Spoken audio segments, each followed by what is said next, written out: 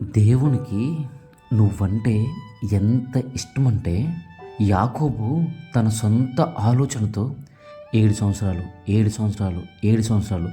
అలాగే 21 సంవత్సరాలు లాబాను ఇంటి దగ్గర ఉండిపోవడానికి ఆలోచన తీసుకున్నా కూడా దేవుడు యాకోబుని వాగ్దాన భూమిలో ప్రవేశపెట్టేంత వరకు విడిచిపెట్టలేదు.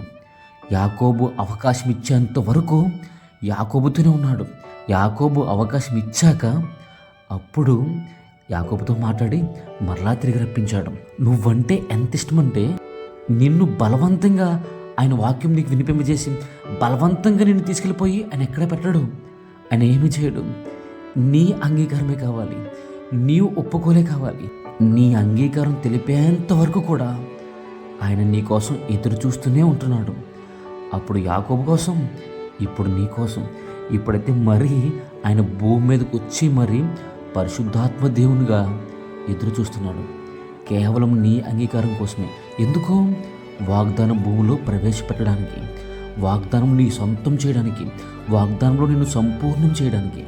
వాక్యము సంపూర్ణం కాని రోజుల్లో యాకోబు అన్ని సంవత్సరాలు సొంత నిర్ణయాలు తీసుకుంటూ అలా చేసాడేమో. కానీ ఇప్పుడు వాక్యం సంపూర్ణమైపోయింది. ఆత్మరూపకంగా కూడా భూమి మీదకి వచ్చేసింది వాక్యము. ఇప్పుడు కూడా అన్ని సంవత్సరాలంటే ఆయన చాలా బాధపడతాడు. ఎందుకంటే నిన్ను సంపూర్ణ చేయాలనే ఆయన భూలోకానికి వచ్చాడు. వెయిట్ చేస్తున్నాడు.